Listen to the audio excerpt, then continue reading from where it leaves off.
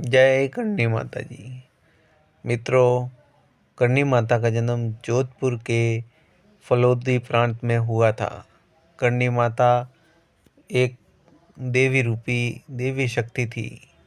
मित्रों, करणी माता के पिताजी का नाम मेहाजी और माता का नाम देवलबाई था। करणी माता के 5 बहनें थी और मेहाजी बहुत चिंता में थे, एक भी पुत्र न होने के कारण। फिर क्रोधावश मेहाजी ने पाकिस्तान में स्थित हिंगलाज माता के वहाँ जाने की इच्छा जताई और वह वहाँ पर गए, हिंगलाज माता की पूजा की। तो फिर हिंगलाज माता ने उनको दर्शन दिए और उनको वचन दिया कि मैं तुम्हारे घर में जन्म लूँगी। फिर वो मेहाजी अपने गांव आ गए। कुछ समय बाद देवलबाई गर्भवती हो गई और 9 महीने बीतने के बाद भी गर्भ नहीं छूटा। 18 महीने हो गए, सबकी चिंता बढ़ने लगी। तो फिर देवी माँ ने देवलबाई को सपने में आकर कहा कि बेटी, मैं तुम्हारे गर्भ से जन्म लूँगी। और 18 महीने बाद एक सुकन्या ने जन्म लिया उनके घर में।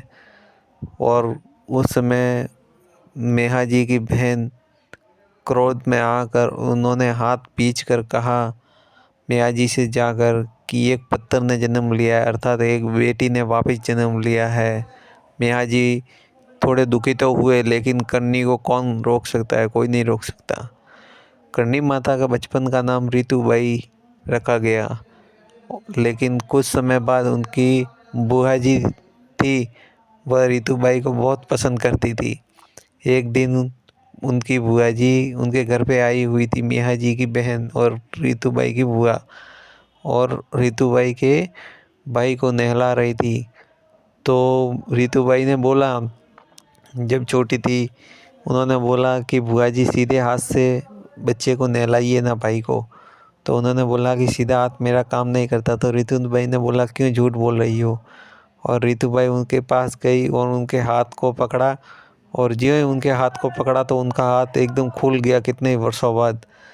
तो फिर उनकी बुआ जी ने कहा कि मियाँ जी, ये कोई साधारण बच्ची नहीं है, ये तो इस धरती पर कुछ कर्म करने आई है, इसलिए आज से इनका नाम करनीबाई रखती हूँ। उस समय से उनका नाम करनीबाई रखा गया। समय के साथ करणी माता बड़ी होती गई और मेहाजी को गांव वाले दबाव देने लगे। इस कारण से मेहाजी परेशान होने लगे। तो करणी माता ने उनको कहा कि साटुका गांव में केलू जी बिट्टू के यहाँ शिवांश नाम के युवक ने जन्म लिया हुआ है, उसी से मेरा विवाह होगा। करणी माता के कहने पर उनकी सगाई वहीं पर की गई और कुछ समय बाद उनका विवाह किया गया।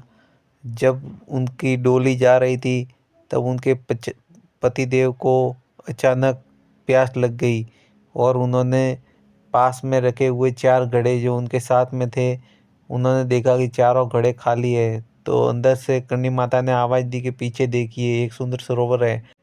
तब उन्होंने पीछे मुड़कर देखा तो सुंदर सरोवर था, उसमें से जल पिया और जल पीने के बाद डोली का जब पर्दा हटाया तो उन्होंने देखा कि अंदर एक देवी विराजमान है शेर पर।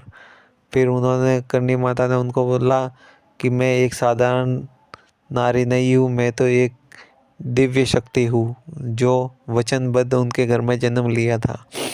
लेकिन आप ऐसा करना, मेरी बहन गुलाब कंवर से शादी कर लेना, वो आपकी गृहस्थी को संभालेगी। ऐसा कहकर करणी माता वहाँ से एक गुफा में गई और वहाँ पर ध्यान मग्न हो गई। और उनके पति देव अर्थात देपा जी, जिनका बचपन का नाम शिवांश था, उन्होंने उनके घर पर जाकर यह बात कही और दोनों परिवारों ने मिलकर वापस शादी की गई, जिनकी शादी गुलाब कंवर के साथ की गई। उस समय से अपनी माता अपनी बहन की संतान को अपनी संतान मानती थी। एक बार ऐसी घटना घटी कि उनकी बहन की संतान अर्थात करणी माता की ही संतान समझो, उनकी मृत्यु हो गई और यमदेव उनके प्राण लेके जा रहे थे। तो करणी माता पीछे पीछे चली गई। यम ने बोला कि आप ये क्या कर रहे हो। तो फिर उन्होंने बोला मैं अपने पुत्र के प्राण लेने आई हूँ। तो यमदेव ने बोला ये विधि के विधान लिखा हुआ है, इसे कोई नहीं बदल सकता। करनी माता ने बोला मैं बदलूंगी। तो फिर यमदेव ने बोला ऐसा नहीं हो सकता है। तो फिर करनी माता ने बोला आज तक यहाँ तक कोई किसी के प्राण लेने आया है। तो कि नहीं। तो कि मैं मेरे बेटे को वापिस यहाँ से लेके जाऊंगी, उनके प्राण को। तो फिर यम ने भी बोला कि आज के बाद तुम्हारे कुल में जो भी जन्म लेगा, सारण कुल में जो भी जन्म लेगा वो मेरे यहाँ नहीं आएगा। तो फिर करणी माता ने बोला कि जो मेरे यहाँ जन्म लेगा ना वो आपके यहाँ कभी नहीं आएगा। मेरे कुल में जो भी जन्म लेगा वो मेरे पास ही रहेगा। ऐसा कहने के बाद यमदेव ने उनको उनके पुत्र के प्राण दे दिए और करणी माँ उनके बेटे के प्राण को वापस लेके आई। उस समय से सारण कुल में जो भी जन्म लेता है और उसकी जब मृत्यु होती है तो मृत्यु के बाद उनके प्राण यमदेव में नहीं जाते और उनका जन्म मृत्यु का बंधन है उनसे वह उनकी मुक्ति हो जाती है। और मुक्ति होने के बाद वे सब यहाँ चूहे के रूप में अर्थात कावा बनकर माँ के चरणों में रहते हैं। और यहाँ से भी उनकी मृत्यु होती है तो जन्म जन्म का बंधन होता है, उनसे मुक्त हो जाते हैं। और मित्रों हाँ, यहाँ पर आप देखोगे कि जितने भी ये काबा दिख रहे हैं अर्थात चूहे, उनमें से कोई भी एक मरता है तो यहाँ बदबू नहीं फैलती। कहीं पे भी भले ही हो लेकिन बदबू नहीं आएगी। और अपने घर में एक छोटा सा चूहा मर जाए तो बदबू आ जाती है, लेकिन यहाँ नहीं आती क्योंकि ये माँ का एक वरदान है और माँ की संतान है। और हाँ मित्रों, इनके खाने पीने के लिए चने भिगोए जाते हैं शाम को और रात को दिए जाते हैं। और सुबह भी चने दिए जाते हैं, सुबह दूध दिया जाता है, पानी दिया जाता है, कई फल फ्रूट दिए जाते हैं इनको खाने के लिए। और हाँ मित्रों, यहाँ और एक खासियत है कि जो भी यहाँ प्रसाद चढ़ाई जाती है माता जी को, उसमें जितनी भी प्रसाद होती है वह सब चूहे खाते हैं और वही प्रसाद अपन को भी दी जाती है। और जो पानी चूहे पीते हैं वह पानी अपन को पिलाया जाता है तो सब रोग होते हैं शरीर में से निकल जाते हैं। और यहाँ तक कि यहाँ कभी कोई बीमारी नहीं फैलती। ये माँ का एक चमत्कार ही है इस युग में मित्रों। यहाँ वैज्ञानिक भी फेल हो चुके हैं मित्रों। और एक बार और कह देते हैं कि आपको यहाँ सफ़ेद काबा दिख जाए, सफ़ेद चूहा, तो आपको माँ का आशीर्वाद मिल जाता है मित्रों। और वो भाग्यशाली व्यक्ति होता है, उनको ही सफ़ेद काबा के दर्शन होते हैं। जय करणी माता। मित्रों जब आप यहाँ आओगे तो यहाँ आने के लिए जोधपुर से बीकानेर होते हुए आ सकते हो और डायरेक्ट अहमदाबाद से बीकानेर हुए आ सकते हो। और आप रणुजा से भी आ सकते हो। और यह धाम देशनोक है जो बीकानेर से मात्र 35 किलोमीटर की दूरी पर है मित्रों। यह मंदिर के जस्ट सामने भोजनशाला है मंदिर ट्रस्ट की ओर से, जहाँ 30 रुपये चार्ज में आपको भोजन मिल जाएगा। और मित्रों बाहर धर्मशालाएँ है, उनमें आप रह सकते हो, रात्रि विश्राम कर सकते हो, जिसमें शुल्क 200 रुपये 300 रुपये ऐसा चार्ज है मित्रों। और प्राइवेट धर्मशालाएँ भी यहाँ बहुत है।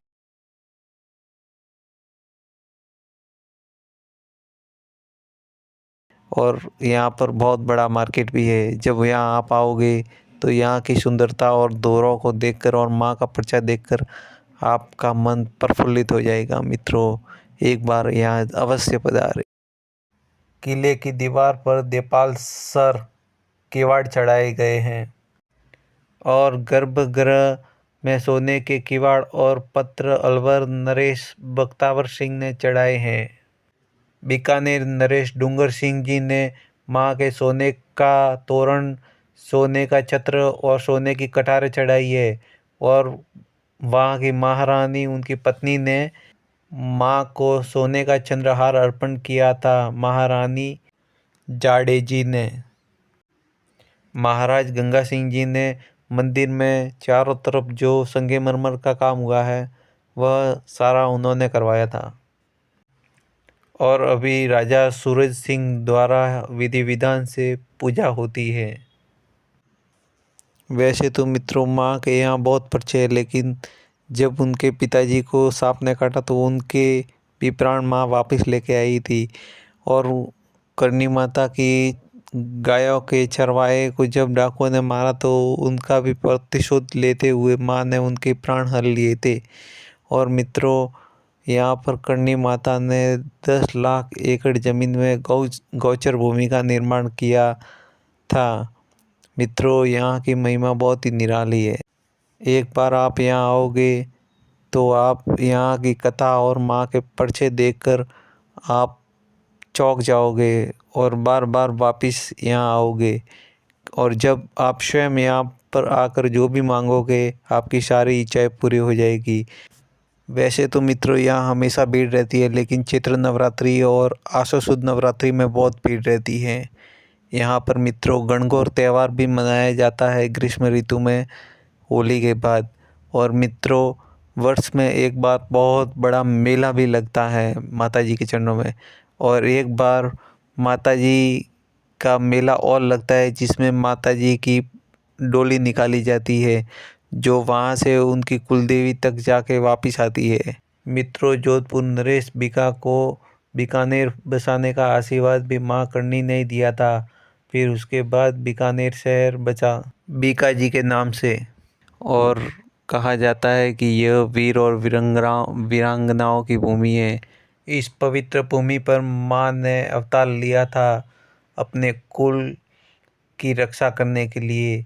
और यहाँ पर लाखों लोग आते हैं भक्तों, आप भी एक बार पधारें और माँ का आशीर्वाद अवश्य प्राप्त करें। जय हो करनी मात की जय। मित्रों आपका सपोर्ट हमारा हौसला बढ़ाता है, इसलिए हमें लाइक और सब्सक्राइब करें। मिलते हैं कल नेक्स्ट डे करनी माता यात्रा पार्ट 1 में और राजस्थान यात्रा पार्ट 4 में।